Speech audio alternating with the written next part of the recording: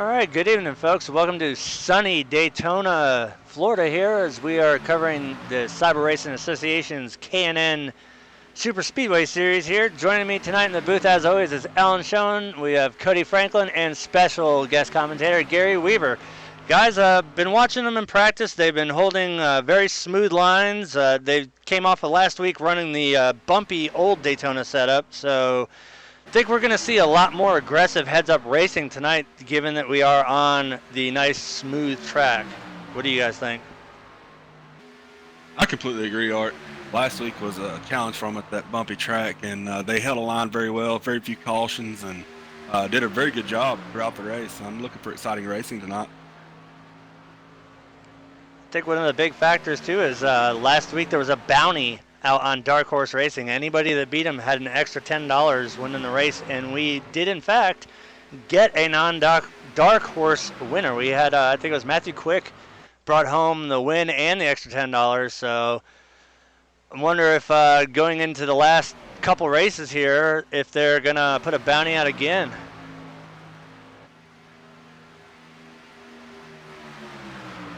That would be interesting to see. There are some strong cars out there tonight, and I believe my eyes on that Wofford guy. He looks pretty fast and can work with anybody through practice. Rodney is definitely always somebody to keep an eye on. He's usually up at the front. If you can get him and Passini together, they usually can dominate the inside and outside lane and totally control the races. We saw at Talladega, it was just an absolute domination with four of them up in the top five.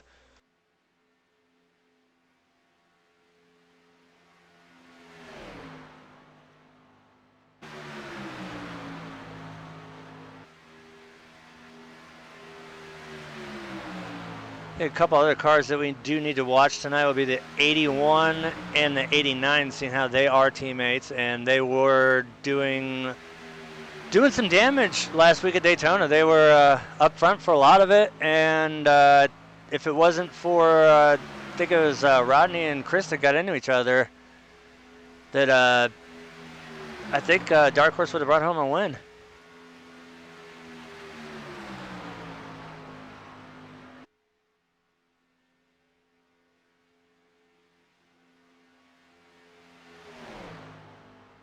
Tonight will be interesting to see. It is a smooth track, and guys will have a little more courage in them to move around, so we'll see how it plays out. Right now we're looking at the 28, the 81 right now, going into turn 3. They're doing roughly around 200 miles an hour, seeing how they did break up. If they were in a straight line, I'm not going to be surprised at all if we see 206 miles an hour again like we did at Talladega and during the season opener. I think right now they're trying to pit each other as we see there was a pit maneuver right there. Yeah, that definitely looks like a pit maneuver. That's not the first time I've seen the 7 with a door donut on it either. Wasn't that that's an exact carbon replica of last week. They're most definitely pitting each other as they go around. We have 30 seconds here left in practice. We will go immediately into qualifying after that. Basically, everybody's going to work the wrecks and get every little last bit of excitement out of their system and focus on laying down a quick qualifying time and hopefully a clean race, which they've managed. I was very surprised for given the setup they had, and especially with the goof up in the qualifying setup last week, how they actually still wanted to go out and qualify the cars, and they did a hell of a job running around the track. And I believe we only had, what, 2 or 3 cautions. That's extremely low for an 07 race in any series, in my opinion.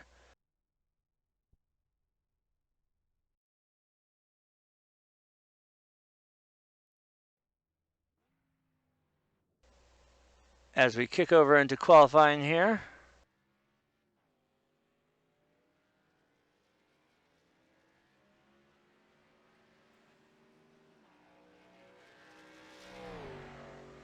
And then we see the 81.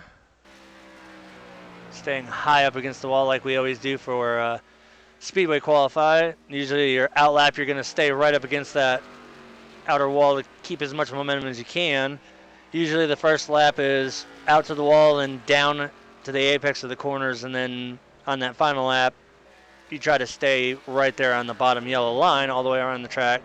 Put as little wheel input in as possible, minimize the tire scrub, keep the speed up, and hopefully you can nail down a faster lap. But I've seen a lot of people qualify a lot of different ways, and I've seen poles won from lines that I would never thought would be a qualifier.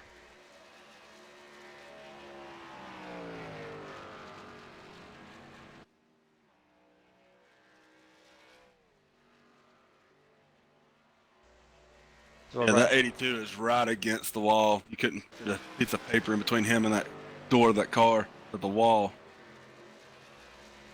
We're going to see here what Jorgensen gets for lap time here. This is his second lap out.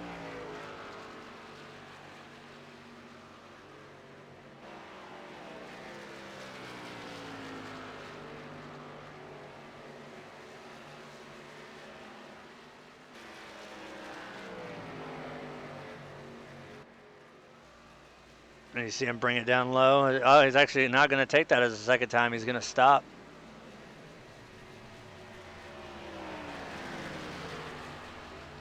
That's one of the key points that we need to always hit on is the low downforce package with these K&N cars, how well they actually draft in the pack. I mean, we've seen distances of over a second behind the main draft, and the cars are able to just suck right up and just get right on them.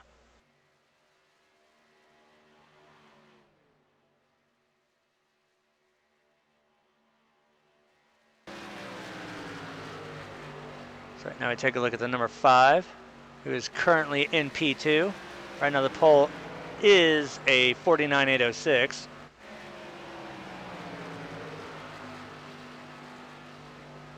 There's the 82 of Dan Harrington.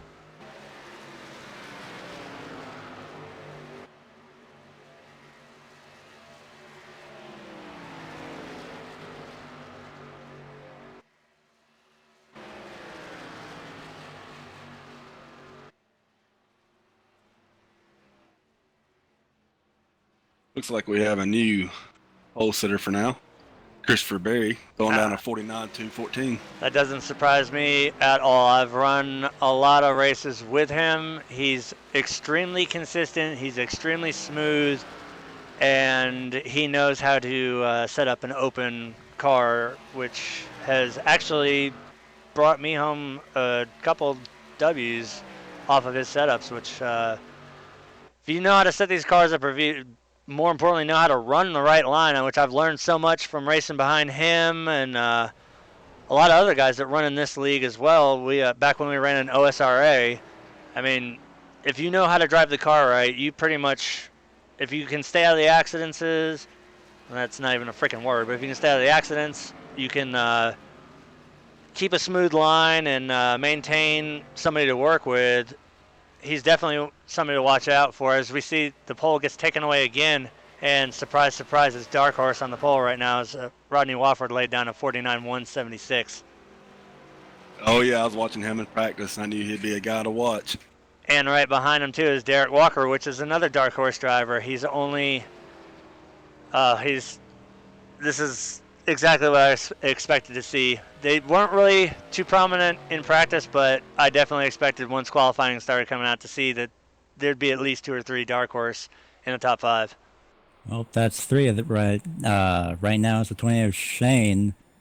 Gets a 49.212, so that's top 3 dark horse right there. And that's going to play a big factor too, because like we talked about earlier, it seems that anytime the dark horse is occupying the inside and the outside lane, they pretty much they have the entire field under their control.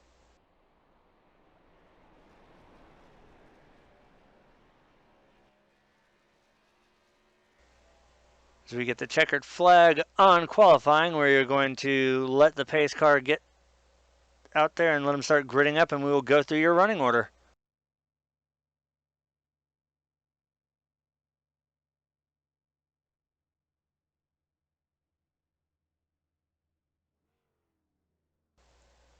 All right, on pole we have the number 7 of Rodney Wofford with a 49.176. Starting outside of him, his dark horse teammate Derek Walker in the number 20 with a 49.208. Moving on to row 2, we have the 28 of Shane McKeon. Fourth will be Christopher Berry. He's one to keep an eye on, definitely. Rolling off fifth will be Dustin Dean in the 27 machine. Outside of him in sixth will be the 17 of Gary Champion. Starting seventh will be the 6th of Jared Haggerty. Raymond Rittenhauer in the 87 will be your 8th place roll-off. In ninth, we have the 45 of Eddie Hawks. Rounding out your top 10 will be the 82 of Dan Harrington. In 11th, we have Paul Crumry. 12th place will be Justin Levine. P13 goes to the 00 Dwayne Cooper. R.D. Peterson Jr. in the number 1 machine is going to roll off 14th. 15th is going to be the 99 of Frederick Hofstetter. Outside of him will be Scott Sanders in the 21. 17th will be Thomas Labar. Rolling off 18th will be the number 53 of Joe Morgani. Starting 19th will be the 25 of Roger Stewart. Rounding out your top 20 will be Mark Jorgensen Jr., who is another one to keep an eye on. He's not always the fastest in qualifying, but he is one that we have seen up front a lot. 21st will be the 89 of Matthew Quick, your race winner from last week. Outside of him in 22nd will be the 08 of Gregory Thompson. Then in 23rd, we have Kenny Holderman in the number 29. And since our broadcaster decided to come in as a racer, the 18 of Alan Schoen in 24th. 25th, we'll have Anthony Santoro. Raymond Dormer is in 26th. 27th will be the 92 of Jeremy Funk. 28th will be the 07, which you are in the booth with us. So that rounds out the field. As the pace car takes off, we are less than 2.5 miles away from taking the green flag.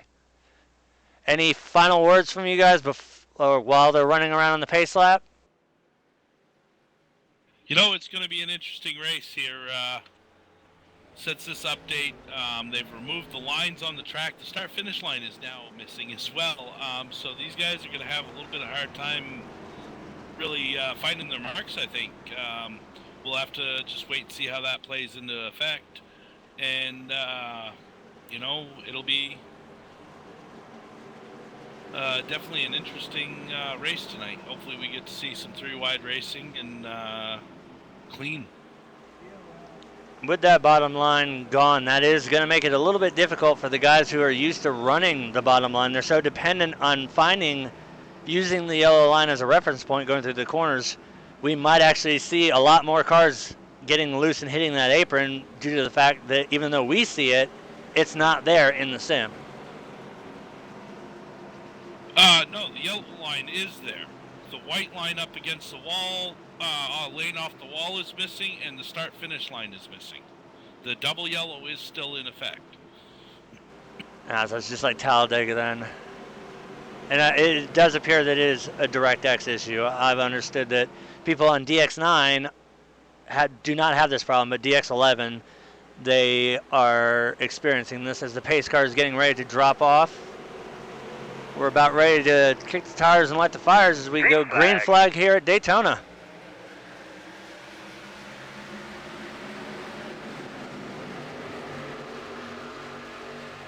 So we had a good start there on the inside line.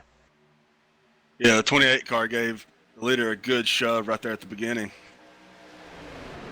That's exactly what you want to see too, is the outside line is not really, 4 cars is decent, but I think right now everybody's just going to play patient, lay dormant. As we see the 6 dropping below, he's going to go to the back there, which is a common thing.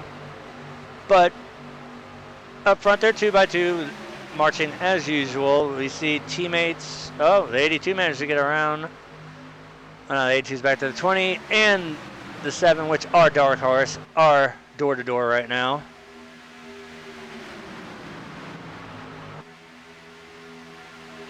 That high line is forming.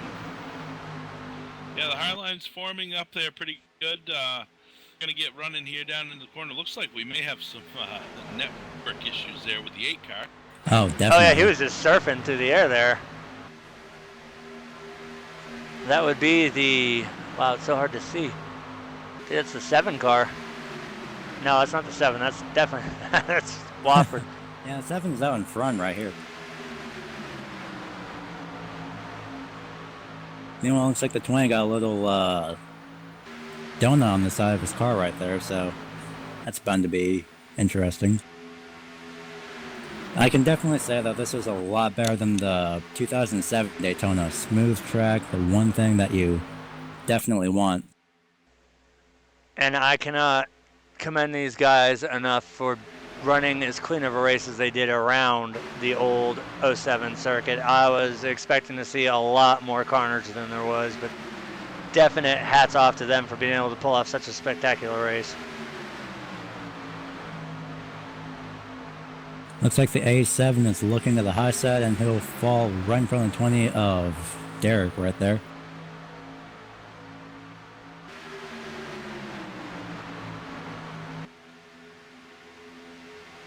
It's like the 8 of Paul Emery has got some right side damages, falling all the way back to 11th.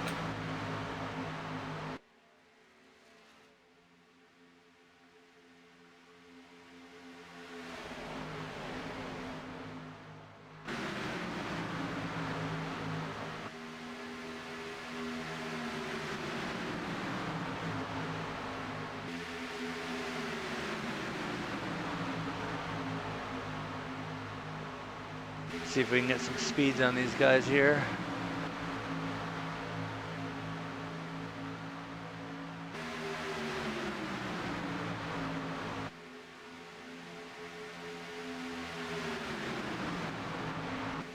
He's already coming up on a lap car. We can see some heavy damage on him.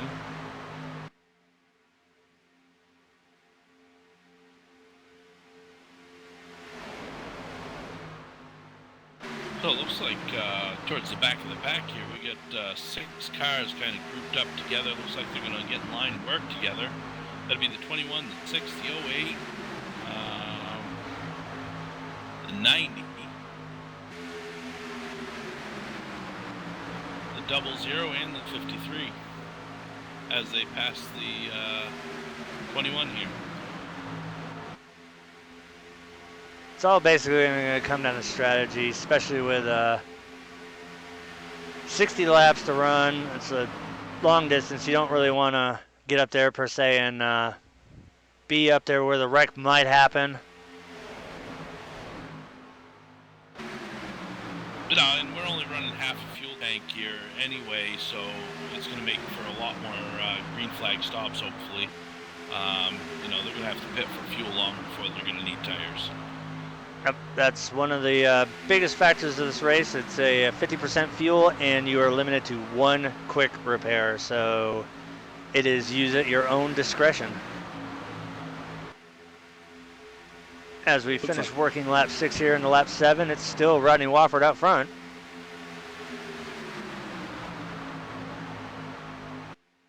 Thought we had the 25 car of Roger Stewart losing the lead pack draft, and he's coming back there with that pack of 6. They may be just hanging back for maybe a big mess at the front, playing it safe.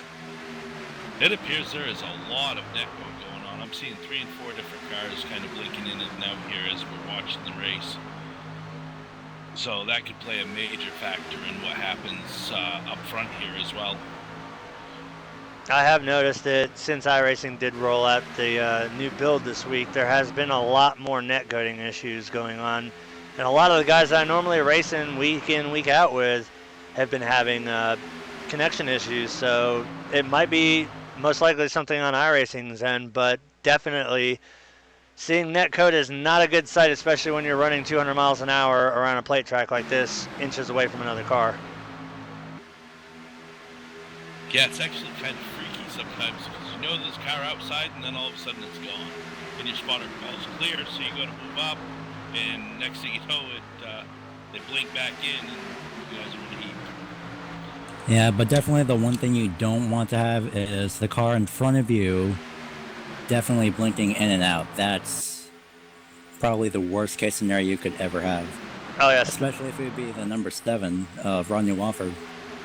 That actually happened to me in an official, I think it was a B Open at Talladega this week. The car in front of me He blinked out, was gone for all of turn 3 and 4, so I went down low figuring he was going to go high, and then the next thing I know, I've got half of his car inside of my car, and then he goes around and then proceeds to start yelling at me saying I wrecked him when I look back at the replay, and I tell him to go to my cockpit view, and you can see his car magically appear inside of mine, so that's definitely the worst thing possible is the car in front of you blinking in and out. Looks like last week's winner is a lap down and falling all the way back to this other pack we've got formed up in the back, and he may not catch that draft. Oh, and one of the Dark Horse boys is back there too. Holderman, that's a shocker to see him a lap down already.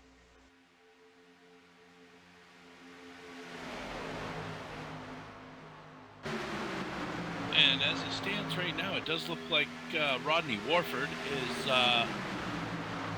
led 8 out of 9 laps here, so he's only not led 1 lap, and that other lap was led by the number 20 of Derek Walker.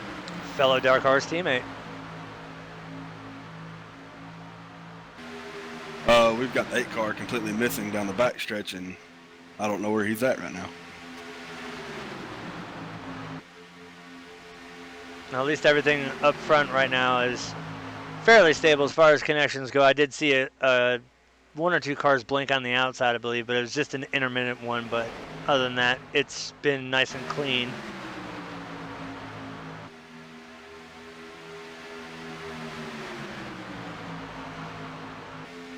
So we see them coming double file up on lap traffic.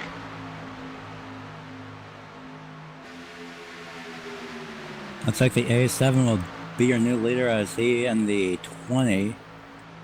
Well, maybe just the A7 falls in front of the 7 now.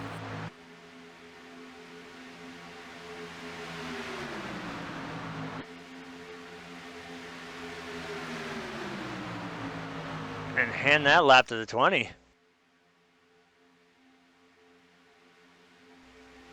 This outside line is just so much, it carries so much more speed through the corners if you've got people behind you that can execute the corner as well as you can. The inside line, yes, it's nice to run that because you know it's a security blanket and usually it's the fastest way around the track. Not the case if you've got people that can work with each other and know how to side draft properly without hitting other cars. I've seen, especially with these K&N cars now with the low downforce, the outside line could be 2 seconds back, and before you know it, it's formed and it's already past you, and you're just sitting there completely bewildered where they came from. Yeah, and you know, the draft package on this car running the light downforce, the air moves around a lot. That's why these guys are dancing as much as they are when they do get close to bumpers on each other. The air force is just pushing the car around a lot. You know, this track's a lot smoother than the old Daytona 2007 circuit that we ran last week. We got 3 but wide. it Oh, boy. still allows them to dance around quite a bit. Yes, it is 3 wide as they go in. Looks like Dark Horse back in front. The 2 car going to fall back. Of course, he's not going to chance going in front of the 8-1 there, so smart move. Yeah, the 81 was moving way too fast for the 12 to try to drop in. That could have been disastrous. Well, he does manage to find his way back into that outside line. Hopefully he can latch back on and get back up there. But as we talk so much about the draft, it's hard to put an accurate assumption of the way the air works on these cars. Obviously, as we see the 20 leading, he is the head of the draft. He is the one that's actually breaking the air, moving it over his car, and with all the cars behind it, they are benefiting from the draft because they don't have the friction that the lead car does, so they can suck up, stay behind, and then with the side draft, like Alan talked about, how these cars dance around, when the cars come down and they start side drafting, that puts a negative pressure on the cars in between them, and that'll cause, and what you'll see is they'll start shifting from right to left because you get that upset of the airflow. You get like a little vortex of turbulent air, and that will cause the cars to push up, which we see the inside line. Also, tire wear is a huge factor in that happening. As the tires wear, as we see the 87 drop below the yellow there. As the tires wear out, that's going to cause the bottom line to push up, which is in turn, the upper line is going to have to compensate for that, and it makes side drafting that much harder as the 28 takes over the lead.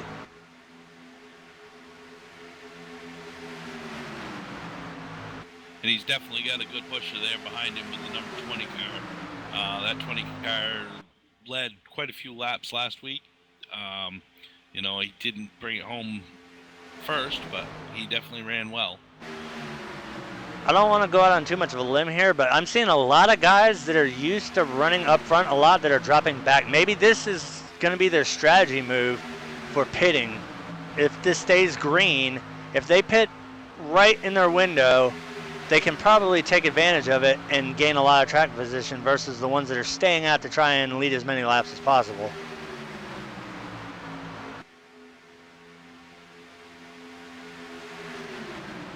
Yeah, it looks like Team Dark Horse there on the bottom in the lead. Meanwhile, Jeremy looks like Jeremy got it that time, and then 92 on the top side.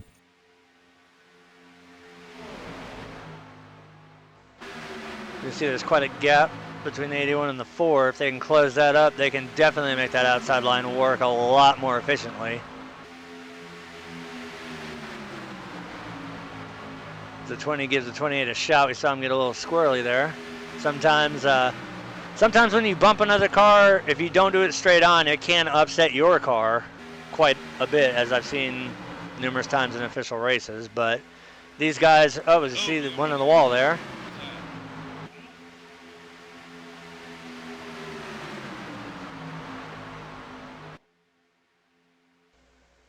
Yeah, it looks like it was just a light scrape. Do see a little bit of damage on him, not much, but that was, I believe, the 5 car. Yes, it was the 5 car.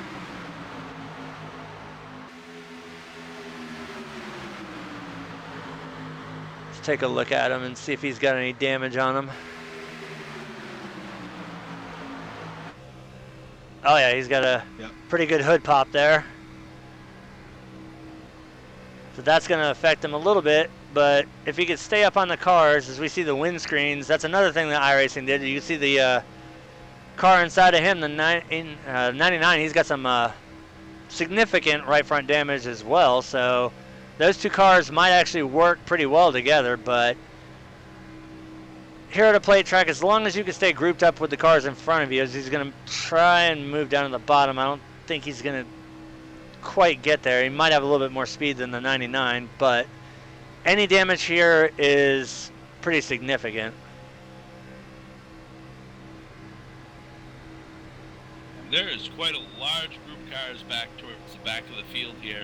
We've got a couple of the 8 and the 27 there. They're having a little bit of connection issues, but the rest of those cars back here, it looks like they're just kind of riding, taking their time, you know. And I think they're going to start playing their pit strategy planning here pretty soon. No, definitely. We are 19 laps in, so the pit window here I do believe is like 23 to 26 laps, as we are 3 wide coming out of 2. I think we're going to start seeing a lot of drivers starting to get in position to where they can make their way down pit road to take 4 new Goodyears and a full tank of gas. Well, half a tank of gas here, seeing how they're limited to 50% fuel. So you swear I'm limited to 50% fuel, I may myself not take tires. Yeah, if you could stay conservative and you can maintain your car without scrubbing the tires pretty hard, you can probably run this entire race on the same set of tires and just take fuel only. Or if there is a caution, maybe gamble on right sides or do the safe bet like I always do and take 4 tires and pack it as full of fuel as you can. All right, I believe we are about to start seeing some green flag pit stops coming in right now, as looks like maybe the 00 will be coming down.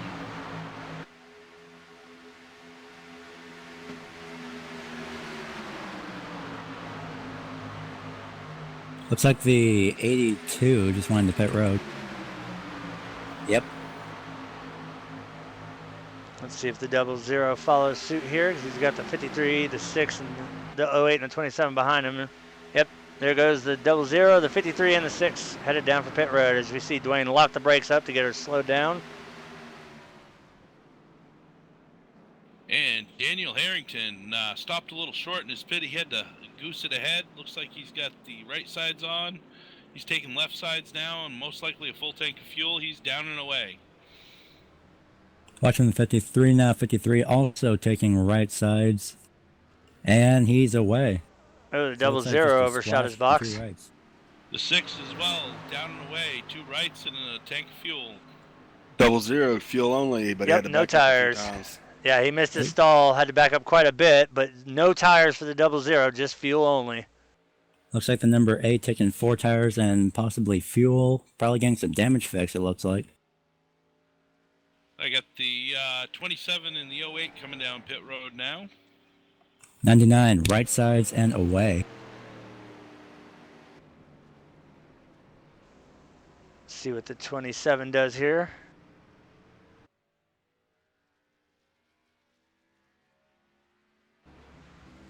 Oh, looks like he had big trouble getting to his box. He's right up against the wall. 0A of Gregory Thompson taking 4 tires and out. Same with the number 25 of Roger Stewart. It appears the same with the 21 as well. He took 4 tires and away. Looks like the 27 is having some massive issues. He pulled forward again, then threw it in reverse. He is taking right sides, I see. It's going to be almost, he took right sides only, as it would be virtually impossible for the left sides to go up on it, because he did smack the inside pit wall a couple times there, trying to get it from being so far out of shape. A9 overshot his pit stall by a lot. Last week's winner. Here comes the leaders down pit road.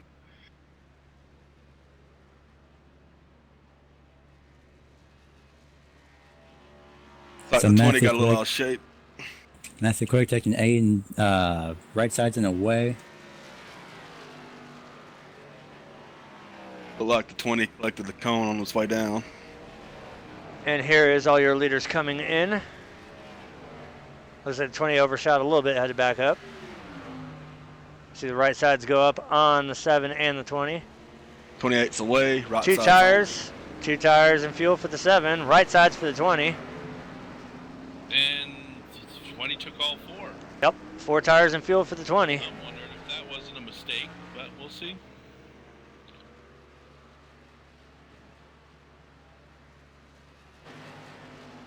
As we go back, that will cycle the lead over to Mark Jorgensen.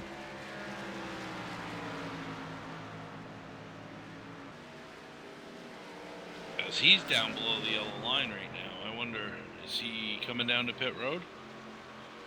No, they already came down, didn't they? Yes, they've already gone for their service. They are back out on track. He has the 28 behind him in tow.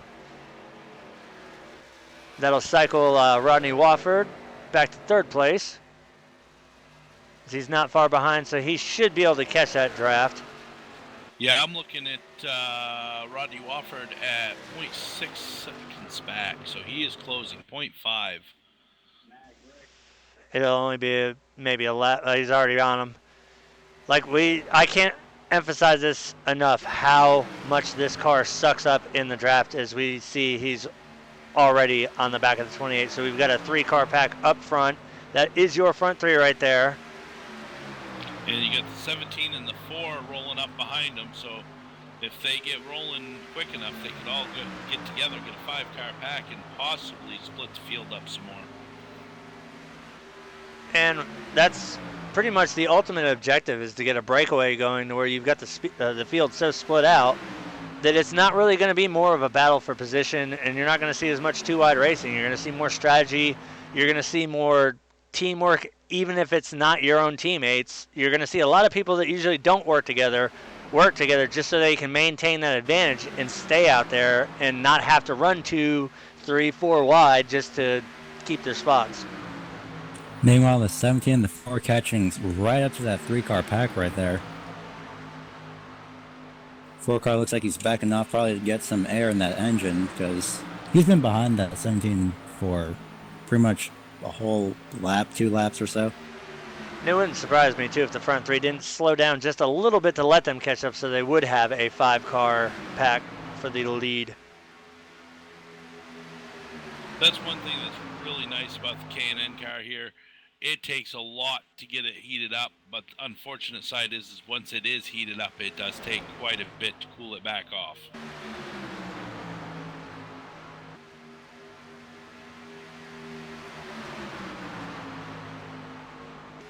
So we have 33 laps remaining here at Daytona. So far it has been green flag all the way. We've already gone through one complete cycle of green flag pit stops. And after that, your leader is Mark Jorgensen, followed closely by the 28, the 7, the 17. And we've got some very spread out racing going on right now, which is actually nice to see. Looks like 6th, 7th, and 8th place have gotten hooked together, and I don't know if Knott can catch on or not, but he may be forming a 4th of that pack coming behind him. Yeah, back in 18th position, we have Artie Peterson Jr., and he's got several cars behind him as I'm looking at the 90, the 1, the 08, the 25, and the 21. Oh, that's a nice pack right there. He's got the 00 leading it.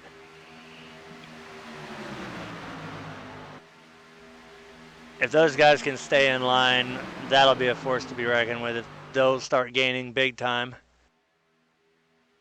Meanwhile, in the front 5, it looks like the 17 and the 4 backed off just a little bit. Probably playing it safe, keeping those engines as cool as possible as the 89 leaves pit road. Yeah, the problem I see coming, though, is that lead pack of 3 or 4 cars there is right on the hind end of that pack I just mentioned. They're not far off at all.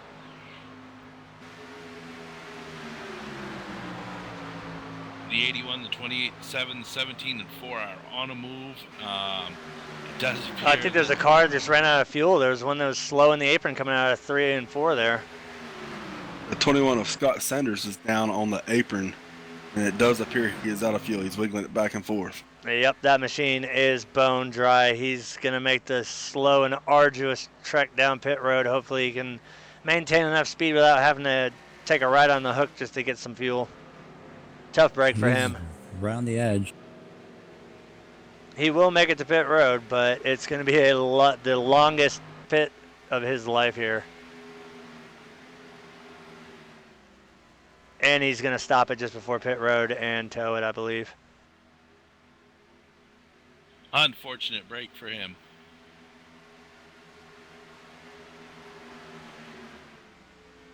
Oh, he got it refired. Looks like it died. It must have died on him, and he got it refired. He's probably trying to save as much as possible. You know, it might have been that he had his ignition cut off and forgot to cut it back on. As he does make his way to his box. Overshoots it. Back up a little bit, see what he takes for right sides go up here. Obviously, it'll be a full tank of gas and 4 tires, so he'll get a full service. Oh, this is bound to be interesting. The front 5 have caught the back 5 position. Let's see, the 90, the 25, the 00, the 1, the 08. The leaders have caught that back, so they're not too far behind. This is going to get interesting really quick as we see the 21 almost LePage there. He was able to keep it down off the apron. This front group's averaging 200 miles an hour, nose to tail. It's pushing as hard as they can, it looks like right now. As we see the speeds here, 204, 202 going into 3, 201. Yeah, they're really just booking. See what they pull off for a lap time here. Leader's gonna rip a 44.580 or 530.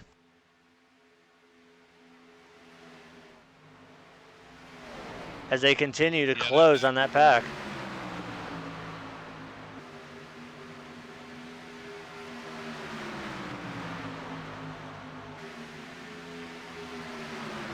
Yeah, like a second difference over that pack they're catching, and with the last place car runner 45.680. This is going to get interesting very quick as they are in the draft of the back pack here. So we're going to see some 2-wide racing. It's just going to be leaders versus lap cars now. So far, there hasn't been any caution. The leader's going to go high up here. The 00 going to the middle, back to the bottom.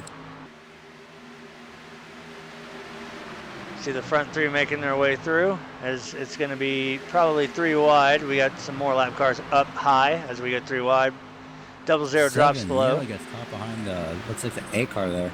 Yeah, that could have been catastrophic there, but luckily he was able to miss him.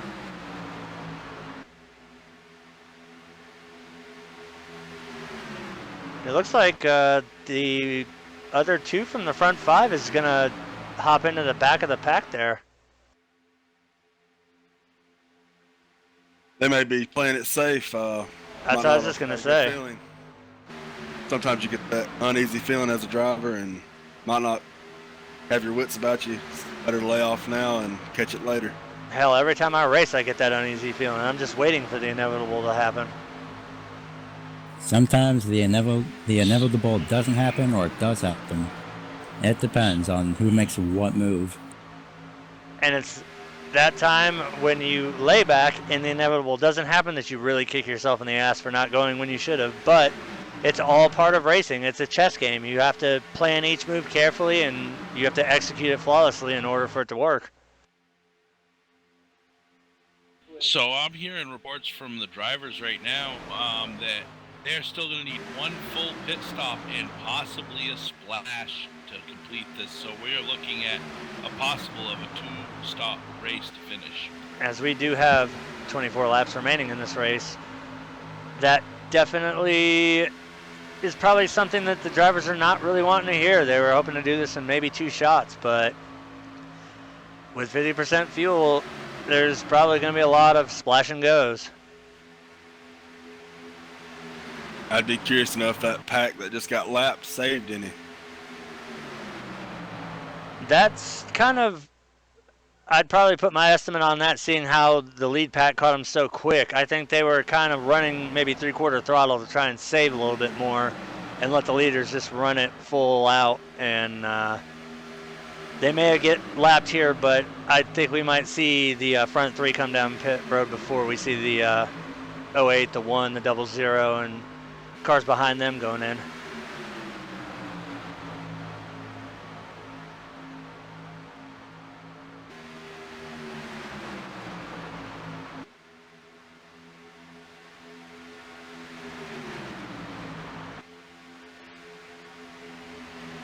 So let's take a ride on board around the track with your leader.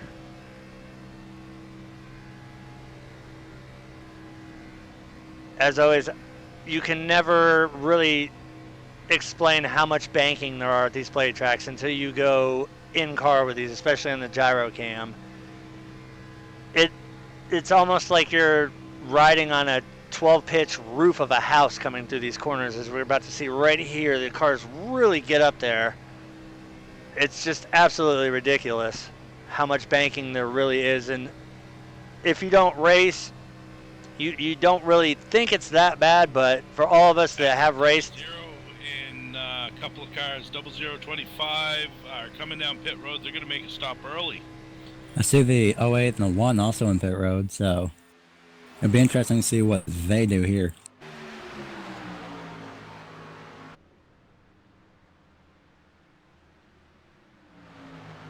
Right side's up on the 08, flames going out. Looks like he's going to take 4 tires and fuel. oh, the 00 took left sides. Left sides and away. Left sides and fuel. That'd be interesting to see how all that plays out. Well, the 00 did only take right sides and fuel last pit stop, so that should work out in his favor. Meanwhile, out front, it's still the same running order. The 81, the 28, and the 7. All right, well, since we're kind of sitting here just juggling around here, I'm going to try to get through at least the first top 10 here, as the 6 is going to come down pit road this time by. See the 53's pitting as well. I guess I'm not going to try to do the grid at this point.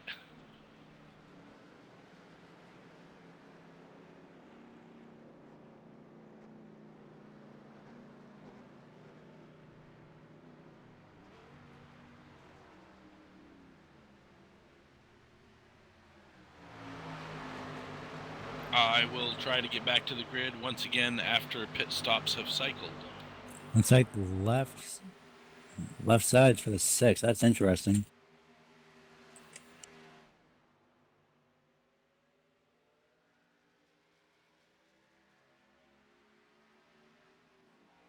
Caution. Oh, we got a right caution. on the Where'd back that straight. one? The 25 of Look Roger down there, bud. Stewart, and it looks like Double zeros in it. 29 of Kenny Holderman also involved. Dwayne having the worst of it in the 00 though.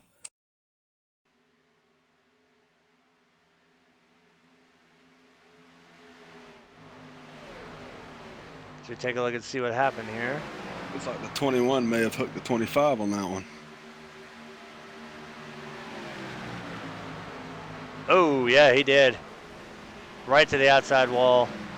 25 did a good job keeping it up, then brought it down very low as we see, believe that's the, is that Holderman that was bouncing around through the backstretch there? Yeah, the 29 of Kenny Holderman. Ouch, tough break for him.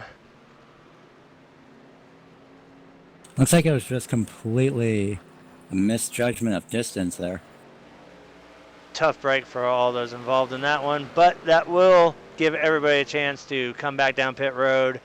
For those who sustained damage in that wreck, they can use their quick repair if they have not done so already, and everybody will come back down and pack their cars as much as they can with Sunoco race fuel once again. This might be the break that they needed. Now they might be able to make it, well actually they should be able to make it now all the way on a tank of gas, so this definitely is going to shake things up. So the top 3 have not yet pit. It looks like they will. 81, the 28th, 7, all going to pit road. As the 21, these guys are lap cars. There we go, the 4 of Justin Levine, the 17 of Gary Champion, Derek Walter in the 20, the 25 of Roger Stewart, who was, I believe, involved, the 12 of Christopher Berry, staying out. 81 overshot his box a little bit there.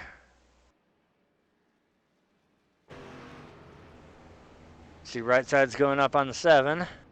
17 also overshot just a bit. Looks like It's going to be right 4 side's tires going and up. fuel for Rodney there. He's barely going to beat the 28 out, so looks like the 20 had a little bit of trouble on pit road. He's going to lose a couple spots there, but nothing that I don't think he can manage to overcome there.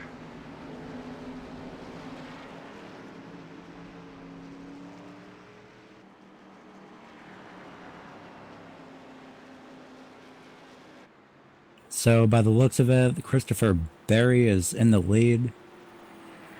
Not at the moment, not being scored yet, but once they cross the line, everything should be recycled. Well, what's left of the line, which at this point is the flag stand.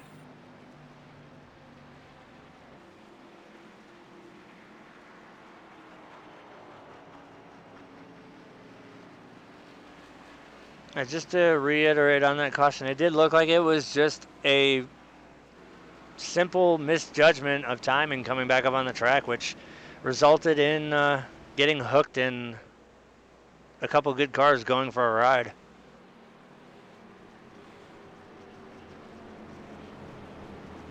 So, nope, Looks 12 like- just wanted to lead that one lap apparently, or at least get what he could. Now he's at the pit road, so Dark Horse back. Top 2, top 3 actually.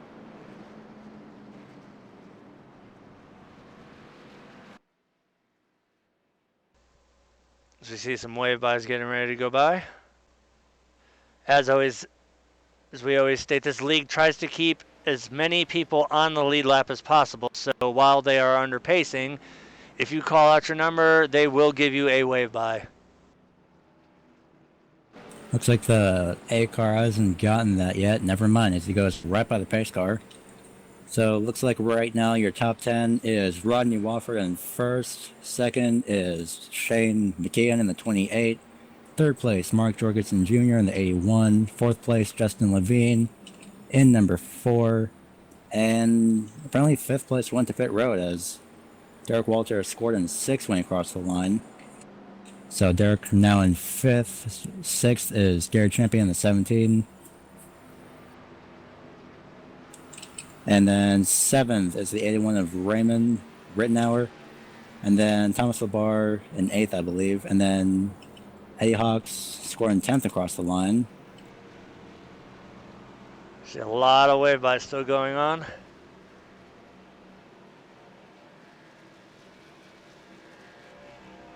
The laps are winding down. Now we gotta start thinking in a driver's mindset. Is it all bets are off now? Or is it we're gonna play safe until maybe 5 to go? I don't know, I've said it before, 16 to go. With this group of guys, I want to be up front. I want to be pushing hard. I want to stay up front. I don't want to get mired in the backfield. It is not a good place to be with 16 to go with this group.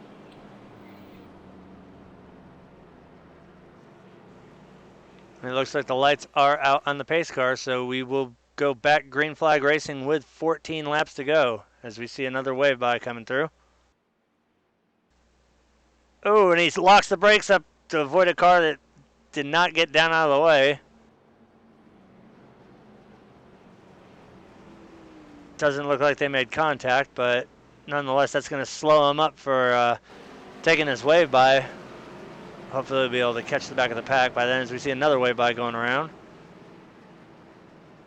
So, now that everyone's crossed the line, I'm going to try this top 10 one more time. First place, Rodney Wofford. Second place, Shane McKeon. Third place, Mark Jorgensen Jr. Fourth place, Justin Levine. Fifth place, Derek Walker. Sixth place is Gary Champion. Seventh place, Raymond Rittenauer. Eighth place is Thomas Labar. Ninth place, Eddie Hawks. And rounding up the top 10 is Jeremy Funk.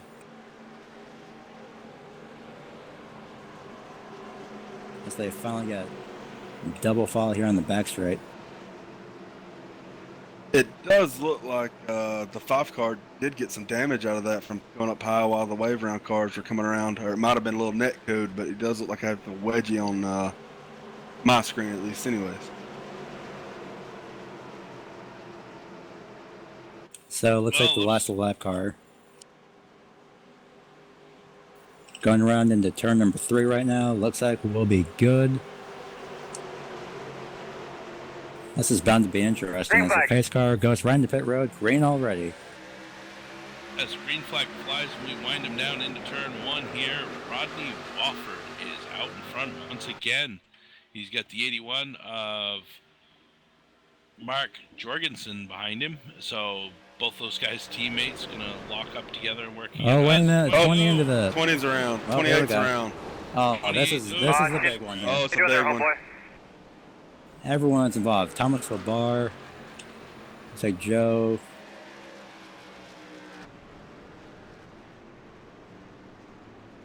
Number 5 of Thomas Labar looks like he got the worst of it. We're going to take a look here from the 53's point of view and see what happened.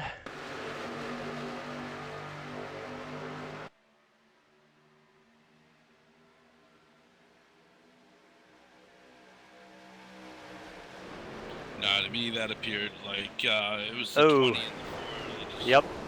Yeah, just, again, misjudgment of space right there. 53 just had nowhere to go. He locked the brakes up, trying to avoid it, but the racetrack just got clogged with cars. So, as we always see, the big one has happened here. Unfortunate that it happened with this few laps remaining, but hopefully some of these drivers still do have their fast repairs remaining and can get back out there, but that is definitely going to affect them position-wise, as it does appear that it was the 20 that got loose on the apron and started that.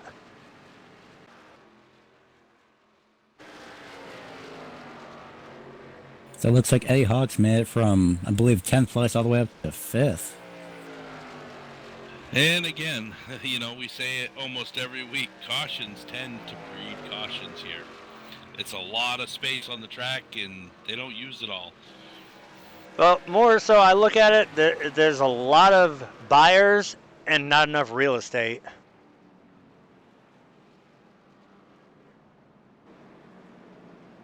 Oh, there's plenty of real estate. Yeah, but everybody has to fight over the same place. As I say, it's not the amount of real estate, It's where it's located. Exactly. And apparently everybody was going for that beachfront property in Arizona. So we're going to see if the 53 does have a quick fix. If not, he is definitely going to be hurting these last 11 laps here. Meanwhile, the number 4 taking the wise route going into pit road, into his pit stall. All he getting is, looks like just getting his car fixed. No, right sides are up. And the 53 did have a fast repair, so he's going to take 4 tires, I think. Right sides are up. Yep, he's taking a full service, so he will be good to go. He's got a fresh, clean car, 4 new tires, and a tank of fuel. He's down and away. It looks like the third place car has a slight wing issue, but not, or spoiler, should I say, but not much from there. But I like to see that 00. He's up there in 11th. Might have a shot. Looks like the 20 was able to use one of his only fast repair. He is back out damage free. See what he can salvage here in the closing laps here at Daytona. But he does have a fresh car and new tires and a full tank of gas. And through that wreck in the aftermath, somebody we haven't seen in the top 5, I don't think the top 10 either all night, the 82 of Daniel Harrington. Qualified 10th, actually, so he must have been hanging back, just waiting for the right moment to get up here in the top 5. And at one point also, the 87 of Raymond Rittenhauer, he was way in the back. We see him up there now, too. Rittenhauer had started up front, I believe, and then he dropped down. Yeah, he dropped like a rock. Yeah. Way back. In fact, I don't believe he wanted to be up in that front pack that early on. But, I mean, we're looking at 12 to go right now. We're probably going to see 10 laps to go when we take the green flag. I mean, next caution is probably going to end the race. So apparently the people that qualified 8th, 9th, and 10th are currently in 3rd, 4th, and 5th. So that's definitely strategy for you right there. And we all knew coming into this race the strategy was going to play more than its usual role. And it seems that exactly what I was talking about during the pre-race show about when do you come in or do you stay out. It seems a lot of these guys that dropped to the rear and took their services early, look where they're running now. They're up in the top 10.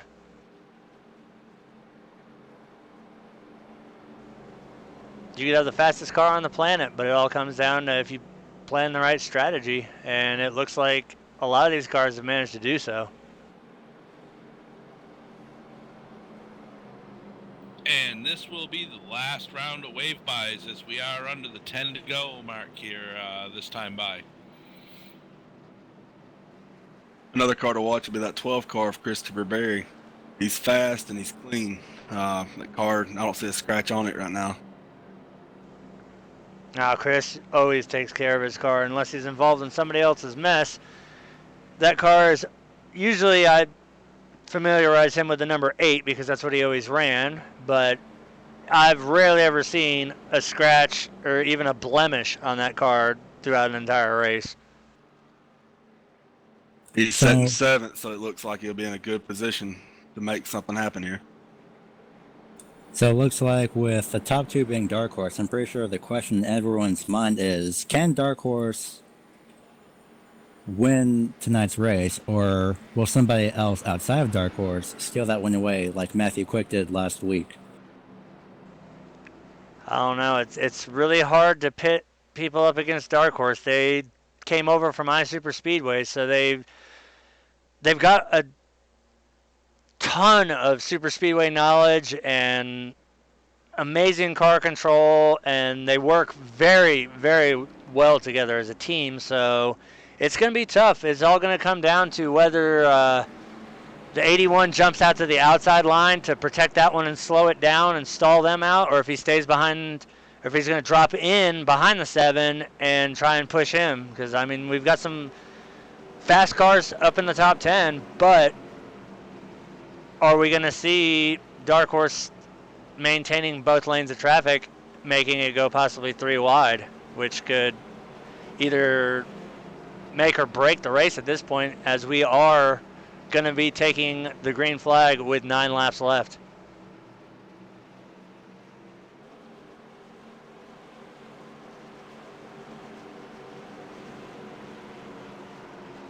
everybody wiping their hands off and taking a deep breath for these last few laps. Well, as Alan would say, we're going to fasten them seatbelts one last time here.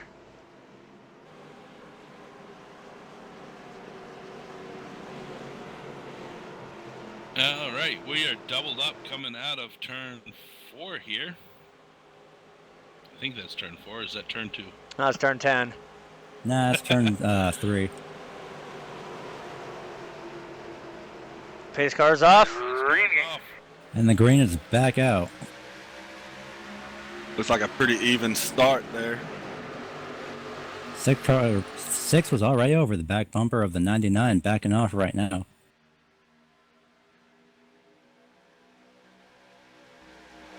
They hauled off to 1 and 2. 7 are going to start to pull out in front here a little bit as the 81 and 45 get together.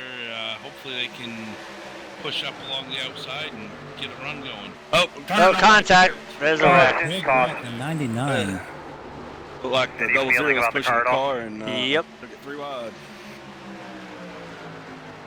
Yeah, 00 once again involved. Justin Levine. We'll go ahead and take a Let's look see, at that. Frederick Hofstadter in the 99. Pretty sure he went over onto his roof.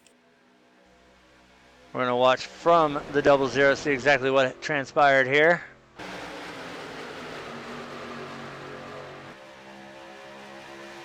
So it looks like the 99 just went up way... Oh, he just got clipped the a wrong 6. movement. Another it's the second time we've seen it, just another misjudgment, which wiped out several cars. So I do believe that's going to do it for the 00. I think he's already used his quick fix, so I think he's pretty much done.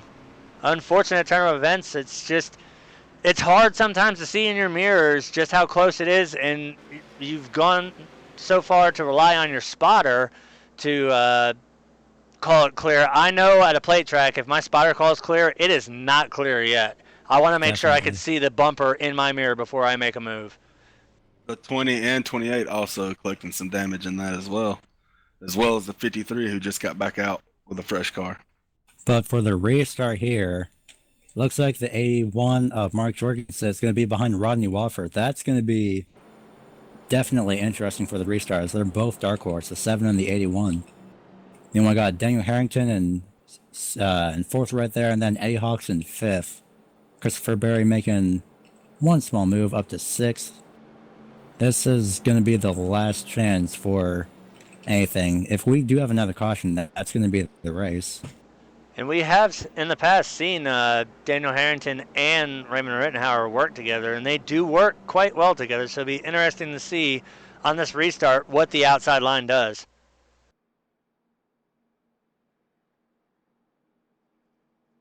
So I believe, if I'm correct, we'll be going green with at least 4 or 3 laps to go. It's going to be a quick little shootout here to determine the winner. Yeah, it does appear that there was 4 cars there working together. They were pushing real hard that brought that caution out. They had gone to the outside, clearly had the lane and the run, and it appeared the 99 wanted a little piece of that action, but he realized it a little too late that he didn't get up in front of him. Well, what was weird to me is it exactly mirrored the last time we saw that happen when the car merged up off of the apron and he got clipped. It was the same exact accident, just a different car, and unfortunately the same results happened out of that as what happened the last time. So it's all about knowing where the cars are around you and not really trusting your spotter, because by default I know that the iRacing spotter is 2 feet wrong, so he'll say that you're clear, but you still have 2 foot of car that you have to clear unless you go in the app INI and you change that setting to where when he says he's clear. But at a plate track like this, with the speeds varying from lane to lane, like I said before, I still don't trust my spotter. Even though I have him zeroed in, I don't trust him when he says that it's clear inside or clear outside until I can make a visual confirmation myself. Oh, definitely. I mean, you know, when you're setting these cars up to race, you set your mirrors up properly as well as the rest of the car. And if you don't have your mirrors where you can see that outside corner of your car and the inside corner of your car, you never know when you're clear. If you can't see that bumper of the car, you're not clear. And that seems to be one of the hardest points that you can drill into another driver's head. When they'll swear all day long that they were clear, and you can just simply go back to the replay and watch that, okay, your spotter called clear, but I was totally there. So you have to be 100% certain when you make your move that you are clear before you do it. Otherwise, you're going to get what we've seen twice over now. Looks like the 81 having minimal connection issues. Clipped through the ground a little bit, so that's pretty interesting. It seems So that it looks happens a like- lot during pace laps, and it seems to stabilize out during the race, so hopefully that won't be an issue. Yeah, there's an update coming up on the 20th, so hopefully that's one of the things that will be fixed, along with having the start-finish line back, because That's we an need that. important thing to have. We kind of need a start-finish line Yeah. when we're racing. We need to know when we've won the race or when we're crossing it. It looks like Talladega is holding up to the hype, and there's a lot of angry drivers down there on pit road getting their cars fixed. Well, Brett Bodine is definitely enjoying his time in the air conditioning in that rough pace car, which is still very, very weird for me to say that, yes, there is a rough leading a field of stock cars around an oval track, but that is the Yeah. car that iRacing has decided to go with right now. Hopefully, we are thinking that they're going to redesign the Camry and put it back out on track for all the oval series, and the rough would be a perfect pace car for road, of course, but it just Yeah, looks definitely. so damn weird leading these K&Ns. As we do see the lights are out, we will take the green flag with 4 laps remaining here at Daytona. So, looks like your entire top 10 as of, well, when they crossed the line, so about 15 seconds ago. Your top 10 is Rodney Wofford in the number 7, the number 87 of Raymond Rittenauer, the 81 of Mark Jorgensen, the 82 of Daniel Harrington. 5th place is the 45 of Eddie Hawks, whose strategy of laying back apparently has paid off right now. Definitely. The 12 of Christopher Berry starting 6th. Again, his strategy has also paid off of laying back. The 25 of Roger Stewart, who qualified 19th, and he is in the top 10 in 7th right now. So that is definitely interesting. Artie Pearson, who qualified 14th. He's got some Also heavy in the top damage, 10. too. And then, let's see, we have the 99, the 90 of Anthony Santoro, who qualified 25th and is in 9th place. And then the 20 car of Derek Walker, in 10th. So this is bound to be interesting. All I know is with all those drivers in the top 10, this is going to be one hell of a finish here. It's going to be the battle of Dark Horse on the inside and Rittenauer and Harrington on the outside. Getting ready to go. Ready, One ready, last green flag. time. Now we got everybody Base cars else. down. Dark Horse. Looks like the 7 already has a full car length, As we cross the the, invisible stripe. non-existent start-finish line.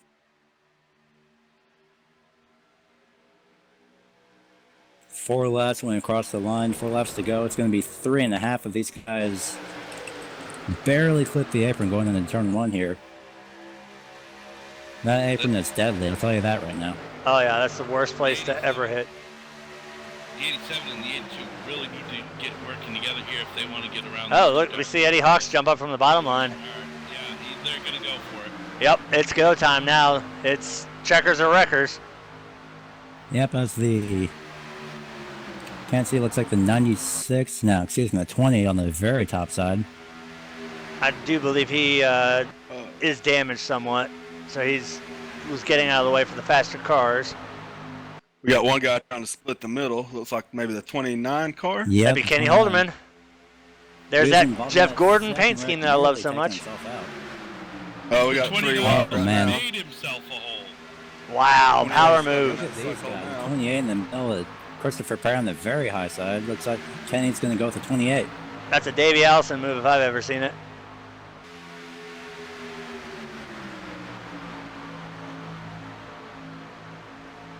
There'll be 2 to go as they cross the non-existent stripe right now.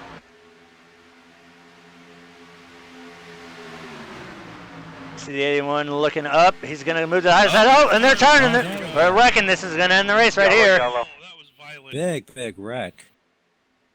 Looks like the 81 was out in front when the caution flew. Unsure. And the 81's going in front, so it looks like the 81 of Mark Jorgensen is going to win this dark horse, finishing top 2. And then we have Anthony Santoro finishing in 3rd. Again, he qualified 25th. That is... I would take that if I was Anthony. I would definitely take that. 25th to 3rd overall in this entire race. But Mark Jorgensen going to cross the line, take, I believe, the final lap, the white flag here. And I believe for the 2nd week in a row, we are finishing under caution. Yes, unfortunately, we are finishing under caution. That was definitely not the way I wanted to see the race end, but that's plate racing. I mean, you almost get to sound like a broken record saying it, but it's true. Usually all the things like this, it's plate track racing. You've got to make sure that you're doing everything right, and it might have been just a little bit of a mistime again, because it looked like when he made his move to the outside there, he just got a little bit of a clip and it turned him, and then that's game, set, match. It's in the books now. I actually just finished reviewing what had happened there. The 82 of Daniel Harrington actually slides off the 87's bumper of the and comes down and turns 25 up the hill into the 87. It's unfortunate. I was so looking forward to seeing all these drivers, knowing their capabilities. I wanted to see them shoot it out for the last few laps, but unfortunate turn of events here at the end. As just like last week, we are going to finish under caution, but nonetheless, we had amazing green flag racing all through the beginning of the race, all through about the midpoint, but as always, cautions do breed cautions, and we're going to end this one under yellow, unfortunately. As we take the checkered flag right there, even though the line's not there. At least the flag stand is there, so... We do have a reference point. And Matthew Quick just finishing in 4th place as compared to his first place win last week. I would take that too, top 5. And then Eddie Hawks in the 45 finishing in 5th.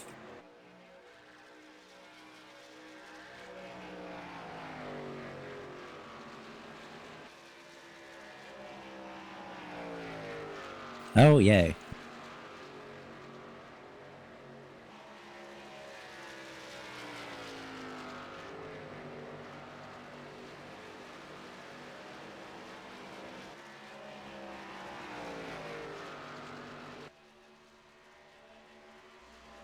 As you see the Dark Horse teammates racing back to the start-finish line that is there. It's just they paved over it and forgot to put the lines.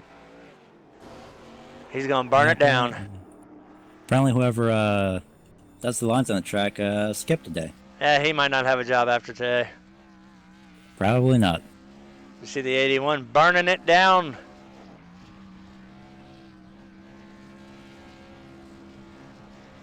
And then there's the 30 just in there. He's definitely most likely happy. Anthony Santoro. All right, so before we get our interviews underway, we are going to go through... Whoops, that's the wrong setup to have there. We're going to go through our results here. So your winner is going to be the 81 of Mark Jorgensen Jr. Second place is going to go to Rodney Wofford. Third place is going to be Anthony Santoro. Fourth is going to be Matthew Quick. Fifth place is going to be the 45 of Eddie Hawks. Sixth place is going to be Shane... I always have trouble with his last name, so go ahead and make me not sound as dumb. McCann. Sorry about that, folks. Seventh place is going to be the 29 of Kenny Holderman, who made an amazing turnaround from being way back there at the start. Eighth place is going to be Artie Peterson Jr. Derek Walker, after being involved in, I believe, 2 of the accidents, is going to come in 9th place, and running out your top 10 is going to be the number 6 of Jared Haggerty. Coming home 11th is going to be Gregory Thompson. 12th place is Justin Levine. The 87 of Raymond Rittenhauer, who was involved in that race-ending caution, is going to bring it home 13th. Number 25, Roger Stewart, is going to bring home 14th. 15th is going to be the 12 of Christopher Berry. 16th will be the 82 of Daniel Harrington. 17th place will be the 00 of Dwayne Cooper.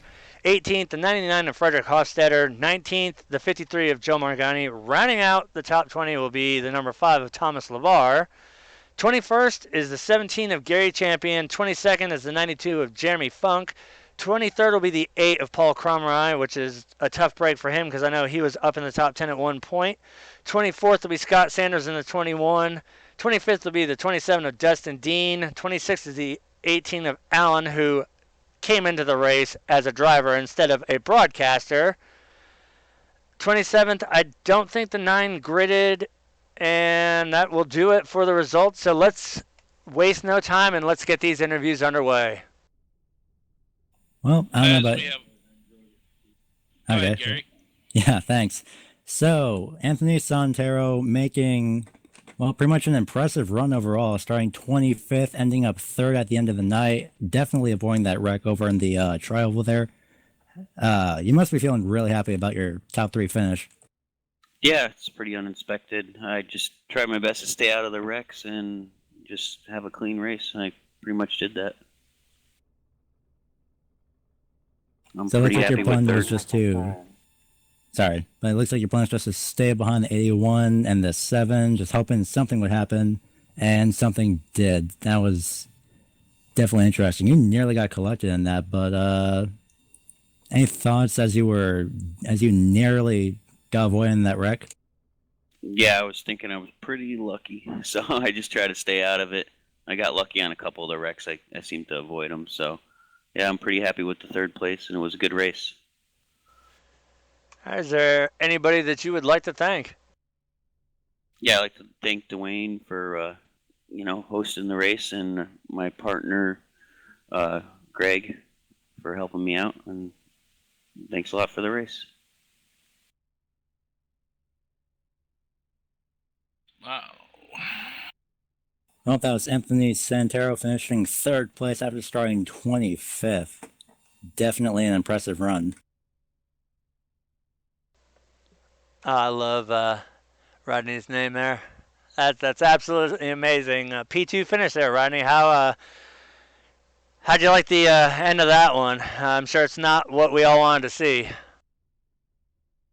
No, not what you want to see. You definitely want to see getting victory lane and racing it out there for the 2 more laps that we had. But, all in all, we had a good green flag stop. We had a good start there at the end, me and the 81, and he got a win. Good win to him. It was amazing. You guys did such a great job through the first half of the race. Green flag, we did a full cycle of green flag pit stops. And then unfortunately, the old saying came true. Once the first caution came out, it just kept breeding more and more and more. But that is the nature of the beast that we call super speedway racing. But you did manage to bring it home, P2, which I expected fully to see Dark Horse well within the top 10. So no surprise there. Is there anybody that you would like to thank? I got to thank everyone at DHI, Kenny, Chris, I forget who I'm forgetting now, a whole list of guys. I got to thank Mark, got to thank Shane, everyone who was running there. It was a good race. It was like Mark said, it was hot, very hot today in Florida. I mean, extra hot. The track was a little slippery. Good win to him. We put Bass Pro Shops 1 and 2. Say thanks to Race Fan Racing DHI. Everyone watching, hope you all had a good race. It was a great time.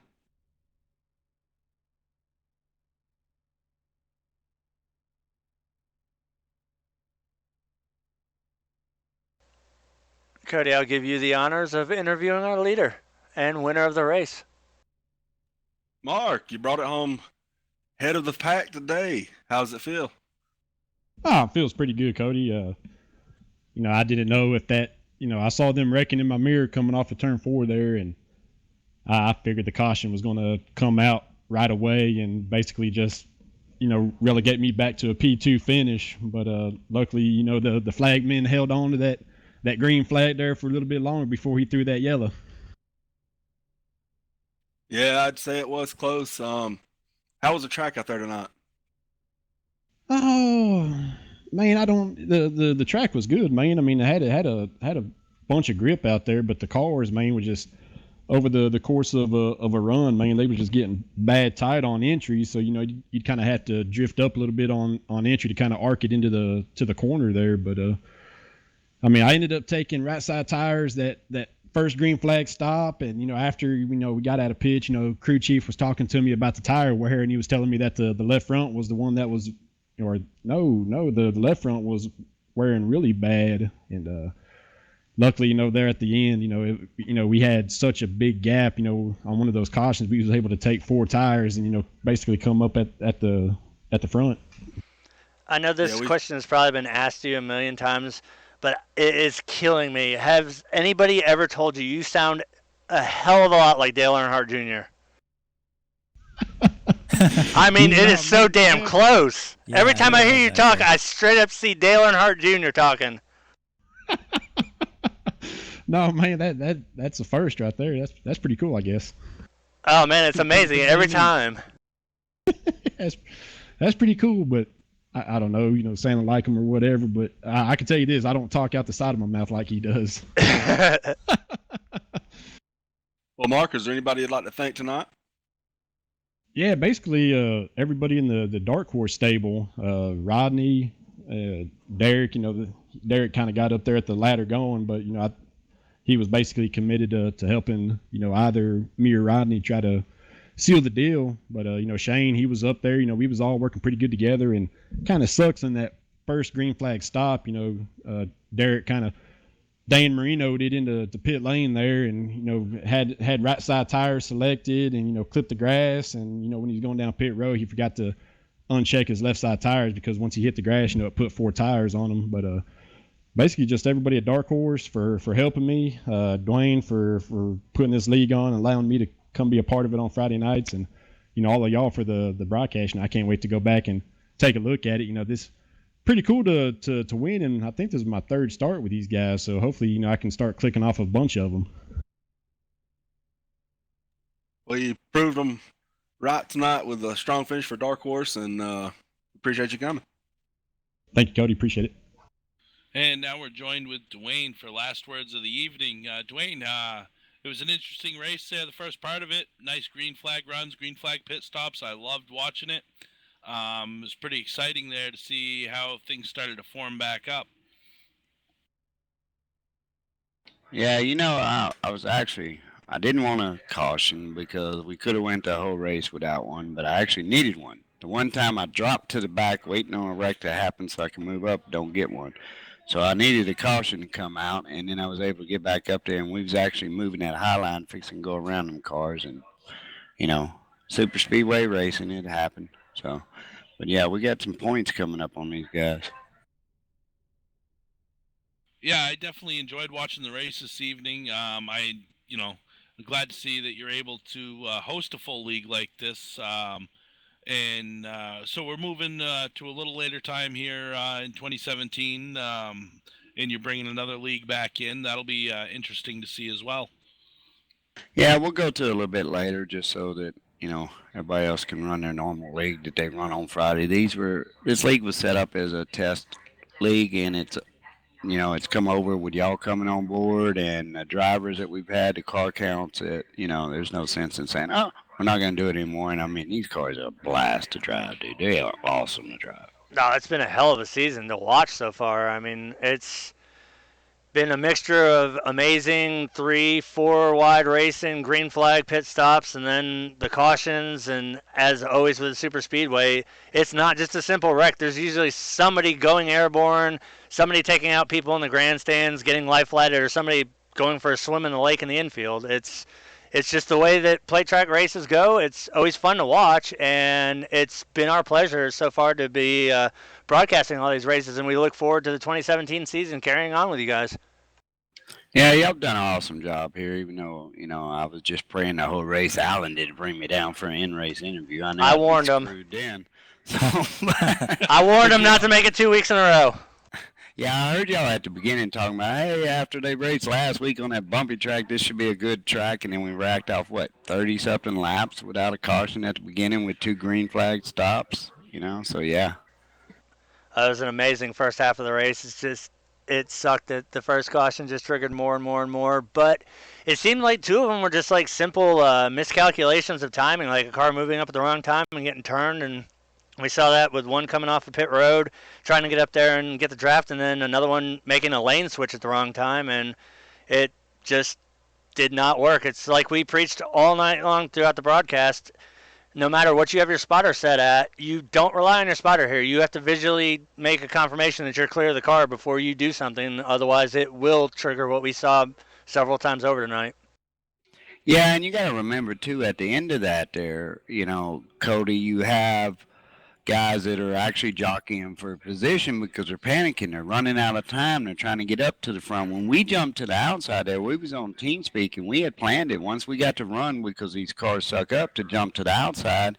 And it was about the time the 99 slid up a little bit, and in the 82 at the end, he was in our channel, and we was talking to him, telling him where everybody was and all that. And, you get toward the end, you're trying to make a move. You got the 87, the 81, and 7 in front of you. They're tough to get around, so he kind of forced something, and things happen, It's just super speedway racing, Everybody can be a Jeff Burton every now and then. I love what you said in the sim when it was all going on about if you're not getting a door slam or a little donut on the side getting rubbed, bumped. Yeah, turned. these people, okay, nobody's ever heard me. I say that before every race, and some guys get their panties in a wad when I don't say it, but it's super speedway racing. You will get door jammed. You will get hit from behind. You will get taken 3 wide. If you can't handle it, fall to the back with the rest of the wimps. If you can, race it to the front. But if you do the door jamming, make sure you can hold your line. Because it's super speedway racing. If you don't expect to get bumped 3 wide and all that, you need to go to one of them other tracks, because that's what happens here. Yeah, there's definitely not any room to get butt hurt at a plate track because it's going to happen. That's the only way that you're going to advance is if you're beating and banging off other cars. But like you said, you have to be able to give as much as you receive. Oh, yeah. I mean, you got to expect that guy running up behind you is going to hit you in the rear end. So you got to grip that steering wheel and get ready for it. If not, they had that little line for wimps that drop. It's 2 yellows down there. You drop there and you fall to the back, and then you go find one of them leagues that race, single file around the track, and you go have fun with them. Well, we move on next week to Talladega, and then we'll round the season out back here at Daytona on the old layout again. Hopefully we'll have a better qualifying set than last time. I noticed that we had a little bit of a snafu with that, but it still made for some great racing. It's definitely going to be interesting next week at Talladega, seeing how there's maybe 3 lines painted on the track, but we definitely know you could squeeze 5 cars around it. Well, one thing about it, there ain't a start-finish line no more, so nobody knows where the guy race at now. I think that NASCAR's got a few people that are going to be out of jobs now, seeing how there's no start-finish line. Yeah, and Rodney he had an 11-point lead going into tonight, and with the bad luck of the 20 and the 87, he kind of opened that gap up. So they're going to have to be on their P's and Q's for the next couple of races. Rodney's a tough driver to keep out at front of that pack, so it looks like Rodney's 2 races away from taking the first championship here. All right, well, we will catch you next Friday night at 10 minutes of 9 Eastern time for opening race and practice at Talladega. Hold on, Alan. What the hell did you just say? Yeah, I was just about to say the same damn thing. 10 minutes of what? 10 minutes of 9? What is that, like a freaking fraction or something? That doesn't make any sense. Are we trying to do calculus here? This is racing. It ain't math. Alan's broken again. Oh, God. Alan 3.9 now. Circles, dude. Speak English. This is oval racing. We don't turn right. And when we do turn right, it's oh shit. Pre-race show, ladies and gentlemen, kicks off at 8:55 Eastern time. Green flag drops at 9:05. That's how it's supposed to be said. In Alan's area, it's 10 minutes of 9. 10 minutes of 9. And after 50 minutes, we don't do nothing. that's Alice in Wonderland time right there. But nonetheless, we'll see you guys next week, 8:55 for the pre-race show. Green flag drops 9:05 Eastern time. For Alan Schoen, Cody Franklin, Gary Weaver, congratulations once again to Dale Jr. for winning it. Dwayne Cooper for putting it on.